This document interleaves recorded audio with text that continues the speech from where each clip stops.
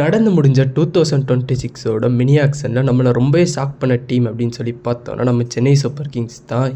Guys 2 uncapped players மேலே ஒரு பயங்கரமான பெட்டிங்கை போட்டு ஈச் 14.2 crores கார்த்திக் சர்மா அப்படின்ற அன்கேப்டு விக்கெட் கீப்பர் பேட்ஸ்மேனையும் பிரசாந்த் வீர் அப்படின்ற ஒரு அன்கேப்டு ஆல்ரவுண்டரையும் வாங்கியிருக்காங்க. ஸோ இது பயங்கரமான ஷாக்கிங் எல்லாத்தையும் கொடுத்துருக்கு. அதே மாதிரி பெரிய பெரிய எக்ஸ்பெக்ட்ஸ் கூட சிஎஸ்கேக்கு இந்த வாட்டி அதிகமான ரேங்கிங் கொடுக்கல. ஏன்னா அவங்க டீம் வந்து அந்தளவுக்கு சரியில்லைன்னு சொல்லிட்டு சிஎஸ்கே அவங்க புதுவிதமான முடிவுகளை நிறைய எடுத்துகிட்டு இருக்காங்க. யூஸ்வலான சிஎஸ்கே டெம்ப்ளேட்லேருந்து அவங்க மாறிட்டு இருக்காங்க. ஜட்டுவை விட்டதுலேருந்து செஞ்சுவை கொண்டு வந்ததுலேருந்து பல மாற்றங்களை அவங்க வந்து பண்ணிகிட்டு இருக்காங்க. சிஎஸ்கேனாலே known for its experience and daddies army தான் நிறைய பேர் சொல்லிகிட்டு இருக்காங்க.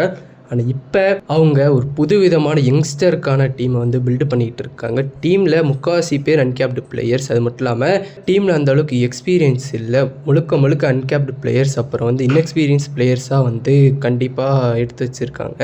ஆனால் சொல்ல முடியாது, அவங்க பொட்டென்ஷியலை பார்க்காம யாரையும் பிக் பண்ண மாட்டாங்க. பட் ஆனால் எடுத்தோடனே 14.2 crores அப்படின்றது தான் நிறைய பேர்த்துக்கு வந்து ரொம்பவே ஷாக்காக இருக்குது.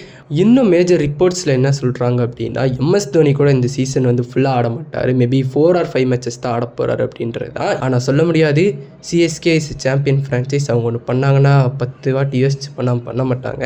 உங்களுக்கு இதை பற்றின கருத்துக்களை மறக்காமல் கமெண்ட்ஸில் கமெண்ட் பண்ணிடுங்க. இந்த வீடியோ பிடிச்சா மறக்காமல் லைக் பண்ணிட்டு ஷேர் பண்ணிட்டு கமெண்ட் சப்ஸ்கிரைப் பண்ணிடுங்க. Thank you guys.